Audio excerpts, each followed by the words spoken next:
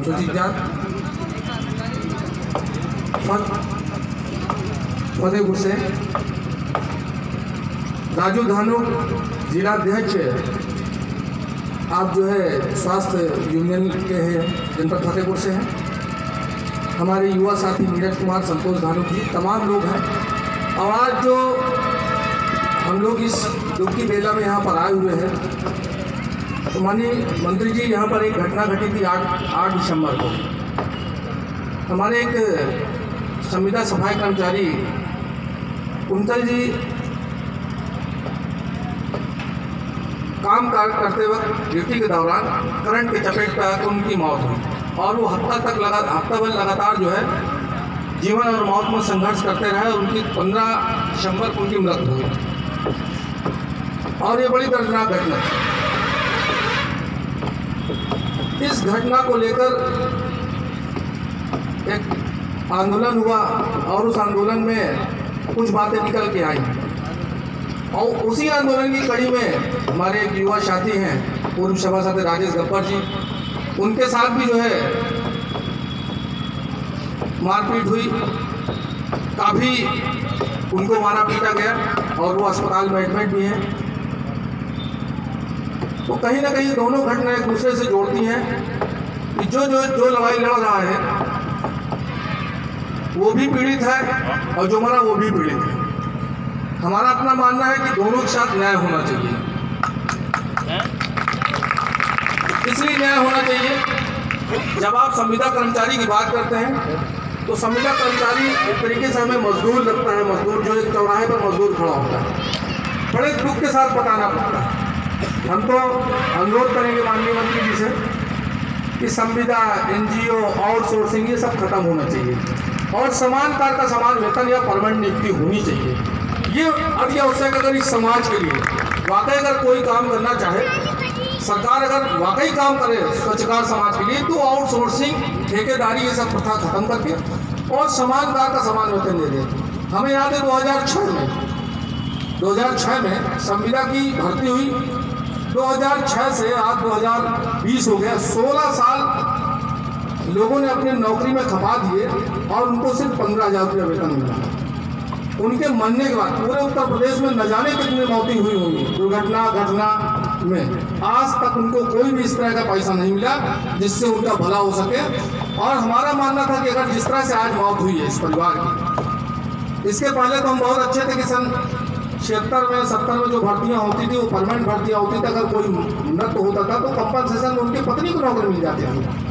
संविदा में ऐसा कुछ नहीं है। आज भी हजारों लोग पूरे उत्तर प्रदेश में टहल रहे हैं, उनके पास आजीविका का कोई साधन नहीं है, वो मारे फिर रहे हैं। तो कहीं ना कहीं ये बंद होना चाहिए आउटसोर्सिंग, क्योंकि ये बड़ी लंबी लड़ाई है।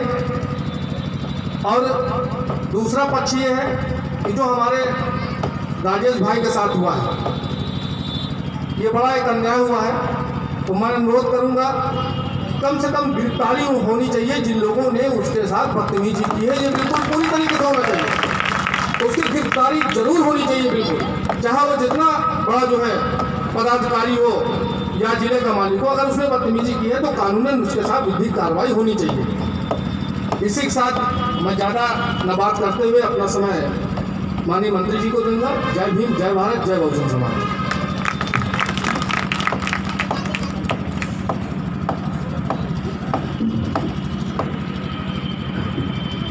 इसी कड़ी में मैं आज के चीफ गेस्ट हमारे श्री मंत्री जी को आह्वान करना चाहूँगा कि वो आए और हमारे समाज को जो भी पीड़ित परिवार है जिनके साथ अन्याय हुआ है, न्याय दिलाने के लिए कुछ 4 शब्द कहें। मंत्री जी।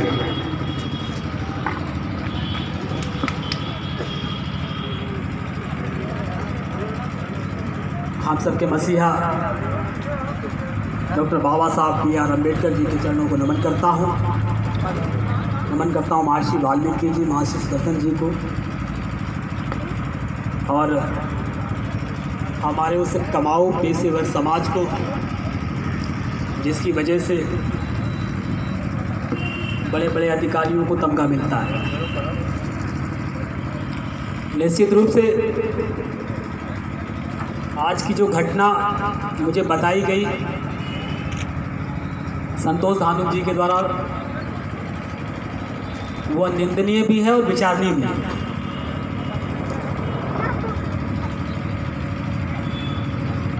ये जो कुंतल की जो असमय मृत्यु हुई उसका परिवार आज असहाय हो गया है, और जिन हमारे समाज के जिम्मेदार लोगों ने उसमें मध्यस्थता की भूमिका निभा करके अपनी जिम्मेदारियों का निर्वाह किया, मैं उन अपने भाइयों से विनम्र निवेदन करना चाहता हूं कि नेतृत्वकर्ता आपका कोई एक ही होगा, और एक ही व्यक्ति के बताए हुए मार्ग पे चलेंगे तो हमारे में कहावत है, एक साधे सब साधे और सब साधे सब जाए। तो जब आप लोग इधर उधर भागते हैं, अपने नेतृत्वकर्ताओं पे विश्वास नहीं करते, तो आपके साथ धोखा होता है, फरेब होता है, आप ठगे जाते हैं, आप छले जाते हैं, और फिर आप कहते हैं कि भैया हमारा किसी ने साथ नहीं दिया। आपके लिए अगर कोई वास्तव में ईमानदारी से लड़ाई लड़ेगा तो आपका समाज लड़ेगा, आपका भाई लड़ेगा, आपका बेटा लड़ेगा। बाहर से कोई आपकी मदद क्यों करेगा? जो आपके आस पड़ोस के लोग हैं, टोला मोहल्ला के लोग हैं, जो हर सुख दुख में एक दूसरे के खड़े रहते हैं, वही तो आपकी मदद करेंगे। संतोष धानुक जी ने, हमारे दिनेश बाबू भारती जी, हमारे धीरेन्द्र जी, हेमंत जी, और जितने भी लोग बैठे हुए हैं, ये सब जिम्मेदार हैं। इन्हें कहीं पर भी प्रदेश के अंदर समाज की कोई घटना घटती है, कोई पीड़ा होती है, किसी को सताया जाता है, डराया जाता है, या कोई असमय सीवर सेप्टिक टैंक में डेथ होती है, हमने धीरज भाई को बढ़ चढ़ के हिस्सा लेते हुए देखा, आपकी मदद के लिए आते हैं। और अगर उन सब लोगों को नकार करके आप उनको छलांग लगा करके उनको पार करके आप कोई गोपनीय समझौता या कोई कंप्रोमाइज़ करते हैं, तो मैं समझता हूँ उसके जिम्मेदार समाज नहीं, वो स्वयं है। और जो स्वयं के लिए कोई निर्णय ले रहा है तो उसकी जिम्मेदारी उसी की, समाज की जिम्मेदारी नहीं रही। कुंतल के मामले में मैंने अभी जिलाधिकारी जी से, उप जिलाधिकारी जी से, सीडीओ, बीडीओ, डीपीआरओ, जितने भी अधिकारीगण अभी हमारे साथ में हमारी बैठक में उपस्थित हुए, उन सब से मैंने कहा। उसी बीच में एक मामला आया कि पूर्व पार्षद जी ने समझौता कर दिया। ठीक है भाई, उनके लिए सम्मानजनक अगर समझौता हुआ है और उन्होंने किया है तो अच्छी बात है, लेकिन जो व्यक्ति मर गया उस घटना में करंट लगने से, उसका परिवार, उसका भी तो कुछ सोचना चाहिए था ना। आपका काम बन गया, दूसरों का क्या, उसके लिए भी बात की होती जिसकी आप लड़ाई लड़ने जा रहे थे। 5-6 दिन हो गया, उसकी FIR दर्ज नहीं हुई, पोस्टमार्टम हुआ। अभी मेरी बात हुई क्षेत्राधिकारी जी से, और मैं कहना भी चाहता हूँ आप लोगों से कि जो भी PM रिपोर्ट हो उसके आधार पर आप FIR दर्ज कराइए। कोई दिक्कत आ रही हो तो मुझे बताइए, मैं जिम्मेदार अधिकारियों से उस पर बात करके शासन की ओर से जो भी सम्मानजनक आपको मुआवजा दिला सकता हूँ उसके लिए मैं प्रयास करूँगा, निश्चित रूप से मिलेगा जो भी बनेगा। हालांकि आज का ये दिन मेरे ये माला पहनने का नहीं था। मैं आप सब लोगों के इस दुखी मन में, इस पीड़ा में आपका कुछ बोझ हल्का करने आया था, आपकी कुछ तकलीफ़ों को कम करने आया। और अब ये मान करके चलिए कि उत्तर प्रदेश के यशस्वी मुख्यमंत्री श्रीमान योगी आदित्यनाथ जी की सरकार वंचित वर्गों के लिए, हाशिए के वर्ग के लिए, निर्भर वर्ग के लिए, स्वच्छकारों के लिए, और भी जितनी अनुसूचित जातियाँ हो, चाहे वो धानुक हो, डोम हो, डुमार हो, बरार हो, खरवार हो, मूसाहार हो, बेलवंशी हो, कठेरिया हो, उन सब के लिए निरंतर कार्य करेंगे। आप देखिए पिछली सरकारों की इस सरकार की तुलना में, अनुपात में आप ध्यान देंगे तो अनुसूचित जाति के लोगों को सबसे ज़्यादा सम्मान देने का काम अगर किसी ने किया तो यशस्वी प्रधानमंत्री नरेंद्र मोदी जी ने प्रयागराज में सफाई कर्मचारियों के पैर को छू करके उनके चरणों को वंदन करके अपने माथे में लगाने का काम किया। इससे पहले किसी देश के प्रधानमंत्री ने इतना बड़ा सम्मान दिया क्या? आपने देखा होगा उत्तर प्रदेश के यशस्वी मुख्यमंत्री जी ने अभी 6 दिसंबर को हमारे अनुरोध पर कुछ घटनाएं उत्तर प्रदेश के जनपदों में हुई जहां हमारे सफाई कर्मचारी लोग रह रहे हैं। जैसे जनपद कानपुर में कॉलोनियों में रह रहे, रिटायरमेंट हो गए, अब उनका परिवार का कोई व्यक्ति नगर निगम में नौकरी नहीं कर रहा है तो उसको बेदखली का ऑर्डर आता है। अब जो परिवार 3 पीढ़ियों से उस कॉलोनी में रहा हो, जिनके बुजुर्गों की अपनी यादें समेटे हों, वो आगे कहाँ चला जाएगा? इन 3-4 महीनों की लड़ाई में हमने रिजल्ट देने का काम किया। यशस्वी मुख्यमंत्री जी ने बाबा साहब अम्बेडकर जी के महापरिनिर्वाण दिवस पर लखनऊ में घोषणा की कि जहाँ कहीं भी प्रदेश के अनुसूचित जाति के लोग रह रहे हैं, काबिज हैं, उन्हें बेदखल नहीं किया जाएगा।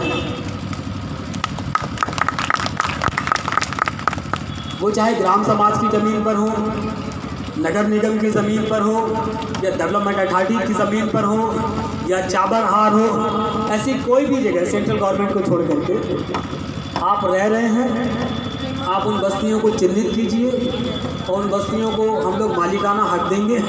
वहाँ के रहने वाले लोगों को मालिकाना हक दिया जाएगा और मालिक बनाने के बाद वो अपने पैरों पर खड़े हो सकें। उस पर उनको जो भी मकान की कीमत 10, 20, 25 लाख होगी, उसका 20% सरकार लोन भी देगी और आपको कागज़ भी नहीं रखना है, सिर्फ कागज़ की प्रति दिखानी है। दूसरा ये कि जब हमने ये देखा कि बड़ी संख्या में बेरोजगारी फैल रही है, बात बिल्कुल सच है कि 135 करोड़ की देश की आबादी में सबको नौकरी देना संभव नहीं है। सरकार के पास इतने संसाधन भी नहीं है, लेकिन हम रोजी रोजगार की दिशा को देने के लिए, आपको अपने पैरों पे खड़ा करने के लिए, आत्मनिर्भर बनाने के लिए निरंतर कोई ना कोई योजना लेकर के आ रहे हैं। 2-3-4 योजनाओं के बारे में मैं भी बताना चाहूँगा हमारी विभाग से जुड़ी हुई। कोई भी हमारा भाई अगर हाई स्कूल पास है तो मुख्यमंत्री युवा स्वरोजगार योजना के अंतर्गत रुपए 5 लाख से लेकर 30 लाख रुपए का लोन भर सकता है। अगर कोई हाई स्कूल पास नहीं है, कक्षा 8 पास है, तो प्रधानमंत्री युवा स्वरोजगार के अंदर लोन ले सकता है। अगर वो उतना भी पढ़ा लिखा नहीं है, खाली दस्तखत करना जानता, हस्ताक्षर करना जानता है, तो वो एक डिस्ट्रिक्ट एक उत्पाद, एक जिला एक उत्पाद ODOP के माध्यम से भी उन 3 चीज़ों पर, अगर आप लेदर का कोई काम करना चाहते हैं, अगर आप रेडीमेड गारमेंट में कोई काम करना चाहते हैं, अगर आप होजरी में कोई काम करना चाहते हैं, होजरी का मतलब बनियान, ट्राउज़र, जीन्स, गारमेंट्स का मतलब पैंट, शर्ट या और भी चीज़ें, लेदर में आप जूता, चप्पल, पर्स, लेदर, जितने भी आप उसको लगाइए। आपने देखा होगा कि सरकार ने भ्रष्टाचार खत्म करने के लिए जितनी भी सरकार की योजनाएं हैं सबको पोर्टल पे डाल दिया, सब ऑनलाइन चल रहा है और जितनी भी योजनाओं का आपको लाभ लेना है उसमें 5-6 कागजों की ज़रूरत पड़ती है। नंबर 1 आधार कार्ड, नंबर 2 जाति प्रमाण पत्र, नंबर 3 आय प्रमाण पत्र, शैक्षिक योग्यता प्रमाण पत्र, बैंक की पासबुक की फ़ोटोकॉपी और आपका पैन कार्ड और 4 कलर फ़ोटो। आप चाहे प्रधानमंत्री आवास में लगाइए, शौचालय में लगाइए, लोन में लगाइए या और भी शासन की जो योजना आपको मिल रही हो, वो यही कागज़ आपके काम आते हैं। अगर कहीं कोई दिक्कत आ रही इसको भरने में, तो आप हमारे माध्यम से, दिनेश बाबू जी के माध्यम से, संतोष सिंह के माध्यम से आप इसके लिए बताइए, हम उस समस्या के लिए आपके खड़े हैं। भारतीय जनता पार्टी की सरकार एकमात्र ऐसी सरकार है जो गरीबों के कल्याण के लिए ही समर्पित है। भारतीय जनता पार्टी की सरकार गांव, गरीब, मजदूर, मजबूर, किसान, झुग्गी झोपड़ी में रहने वाले लोगों के लिए काम करती है। आखिर झुग्गी झोपड़ी में रहने वाले कौन लोग? अगर प्रधानमंत्री जी ने यह महसूस किया कि गरीबों को घर मिलने चाहिए, तो वो गरीब कौन लोग? हम ही दलित समाज के लोग तो हैं, हम ही वाल्मीकि समाज के लोग तो हैं, हमारे ही लोग तो झोपड़ियों में रहते हैं, हमारी बहन बेटियां तो खुले में शौच के लिए जाती थी, हमारे लोगों का तो उत्पीड़न होता था। और एक बात याद रख लीजिए कि जब तक आप कमजोर बने रहेंगे आपको डराया जाएगा, सताया जाएगा, और आप मजबूत बने। जब तक आप मजबूर रहेंगे सताए जाएंगे। मजबूत बनने से मेरा आशा ये है कि जब आप सम्मानजनक पेशे को अपनाएंगे तो आपको सम्मान मिलेगा, और अपमानजनक पेशे को अपनाएंगे तो अपमान मिलेगा। ये बात दिमाग से आपको निकालनी पड़ेगी कि मल मूत्र का पेशा ये हमारे माथे के लिए नहीं है, इसको हम क्यों कलंक बना करके डोरें। हमारे लिए सरकार ने और भी रास्ते खोले हुए। हमारे परिवार के बुजुर्गों ने उस समय परिस्थिति रही होगी, बहुत गरीबी रही होगी, हमने लोगों का मल मूत्र उठाना स्वीकार किया, लेकिन आज इन 70 वर्षों की आज़ादी के बाद देश में बहुत परिवर्तन हुआ।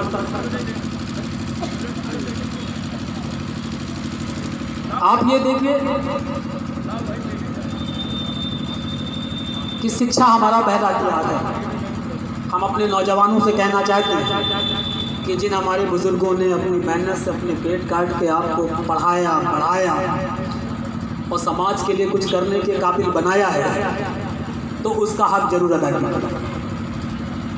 आज मैं अगर पढ़ा लिखा ना होता और डॉक्टर बाबा साहब भीमराव अम्बेडकर का संविधान इस देश में लागू ना होता, तो क्या हमारे जैसे लोगों को शासन सत्ता में इतने बड़े सम्मान को दिया जाता है?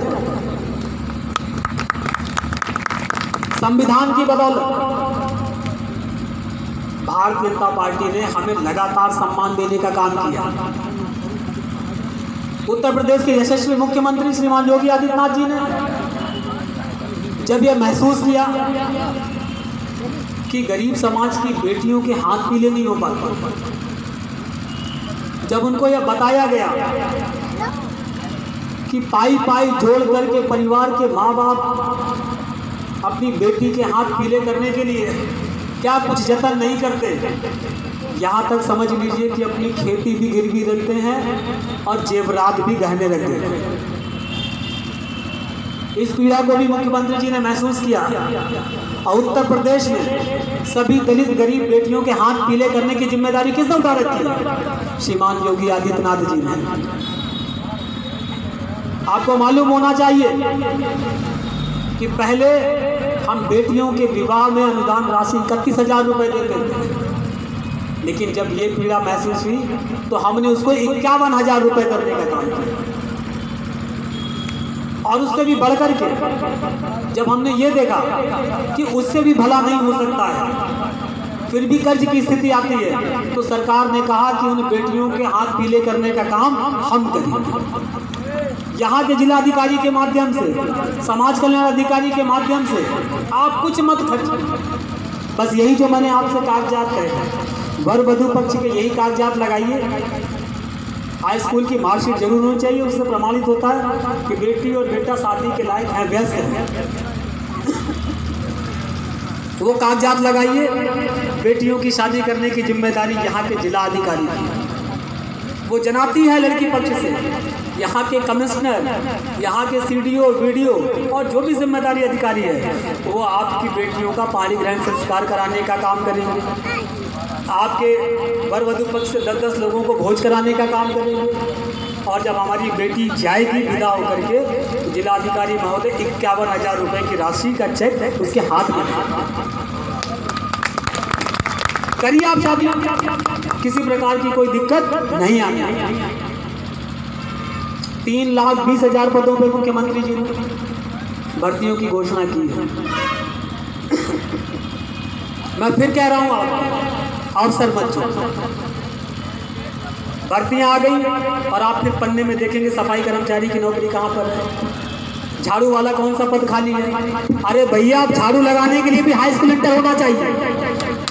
अब वो दिन लग गए, अब अन्य जाति के लोग भी झाड़ू लगाने को तैयार हैं, तो फिर आपका क्या होगा? तो अन्य जातियों के पेशे को आप नहीं अपना सकते? आप क्या होमगार्ड की नौकरी नहीं कर सकते? आप पुलिस की नौकरी नहीं कर सकते? आप डॉक्टरी नहीं कर सकते? कर सकते, लेकिन आप करना नहीं चाहते। आपने अपना दायरा कुएं के मेंढक का बना लिया है। आप उतने समाज के बीच में खुश हैं। आपको लगता है कि हमने कमा लिया और अपनी शादी बारातों में बढ़िया सूट बूट पहन के चले गए तो आपका सम्मान कतई नहीं। आप जब अदर समाज में जाते हो ना, तो आपको वही कह के पुकारा जाता है जो बड़ा अशोभनीय और निंदनीय है, जिसको हम सुनना नहीं चाहते। इसलिए मित्रों, बेहतर पेशा करेंगे तो बेहतर से बेहतर बनेंगे, नहीं करेंगे तो अपमान सहते रहेंगे और अपमान होता रहेगा। सामाजिक एकता का क्या मतलब? किसी एक की पीड़ा हो तो सब खड़े हो जाएंगे। लकड़ी के गांठ के सूत्र का क्या मतलब? अलग अलग लकड़ियों को जोड़ करके कोई तोड़ सकता है क्या? लेकिन अलग अलग जब आप रहते हैं तो सब। कहने का मेरा मतलब यही है कि अवसर है, नौकरियां जब आएंगी, बहुत सारे पद होंगे, तो कृपया करके सफाई कर्मचारी तक सीमित मत रहिए। आज के दिन आपने मुझे बुलाया, मैं प्रथम बार आप सब लोगों के बीच में आया और मैं फिर कह रहा हूँ कि निरंतर काम करने की ज़रूरत है। मैं आपसे ही पूछता हूँ, सरकार ने मुझे कोई हथियार दिया आपकी मदद करने के लिए, आपकी रक्षा करने के लिए, आपका सहयोग करने के लिए, लेकिन ये सही जगह पर वार तभी करेगा जब हाथ मजबूत होगा, और जब हाथ मजबूत नहीं होगा तो हथियार काम नहीं करेगा। तो हाथ को मजबूत कौन करेगा? आप करेंगे, समाज करेगा।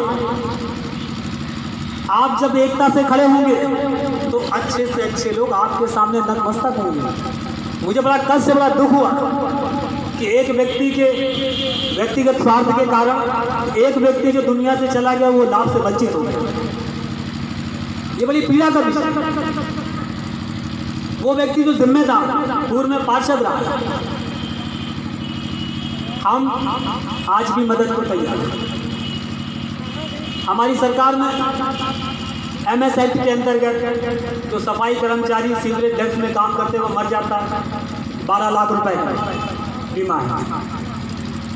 मैं भी फतेहपुर में था दौरे पर, धीरज भाई एक मामले की मदद कर रहे हैं, वो भी जिला पंचायत में थी, संक्रमण से कोरोना की उनकी डेथ हो गई, 50 लाख रुपए का बीमा मुख्यमंत्री जी ने सबके जो भी कोरोना वॉरियर से योद्धा है उसके लिए किया है। वो प्रक्रिया भी चल रही है, हमने का कागज़ ला के नीचे देखते हैं।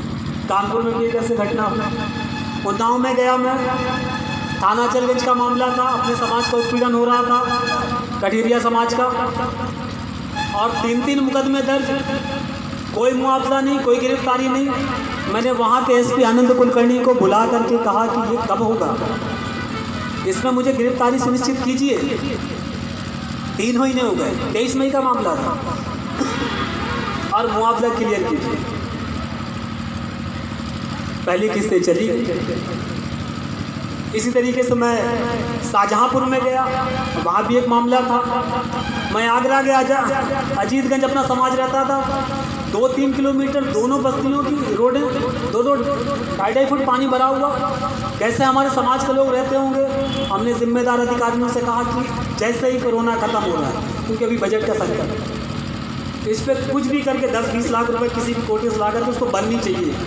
अगली बार जब मैं दौरे पे आऊँ तो यहाँ पानी नहीं दिखना चाहिए मुझे, दोनों तरफ नालियाँ, सीवरेज और सड़क होनी चाहिए।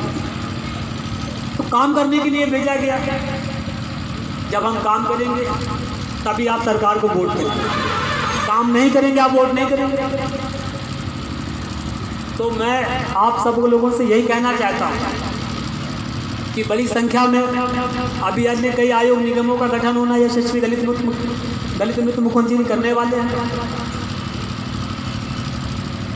और उसमें भी अपने समाज के लोगों को अवसर मिलेगा।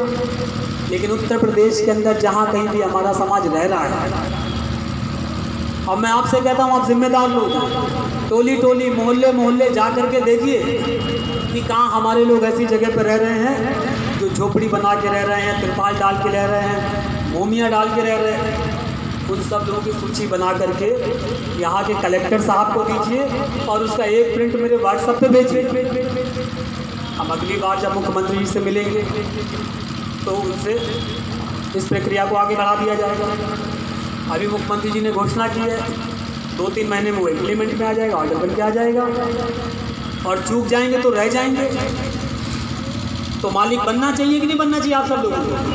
तो सरकार जो पैसा तय करेगी आपको मालिक बनाने के लिए, और जैसे 1984 में हमारे अलॉटमेंट का मामला है, जो भी धनराशि 10-15 हज़ार, 20 हज़ार, 3 हज़ार तय की गई, उसकी अदायगी 20 साल की थी। उस समय 50 रुपये, 60 रुपये, 150 रुपये, 200 रुपये महीने की किस्त। और आज इन 40 सालों के बाद में अगर आपको मालिक बनाया जा रहा है तो भी आपको समय दिया जाएगा। 10, 15, 20 साल की आपको अवधि दी जाएगी। 99 साल का आपका पट्टा होगा और आप अपने मालिक होंगे। आप अपने सपनों का घर बना सकते हैं, अपने बच्चों का भविष्य बना सकते हैं। इसलिए इसमें चूकिएगा नहीं। आपने मुझे ध्यान से सुना, उसके लिए आपका कोटि कोटि आभार व्यक्त करता हूँ। पुनः बधाई। और किसी भी समस्या के लिए आपका भाई आपके साथ खड़ा है। अपनी वाणी को देता हूँ विराम। प्रेम से बोले जय जय श्री राम, जय जय श्री राम, जय भीम। धन्यवाद।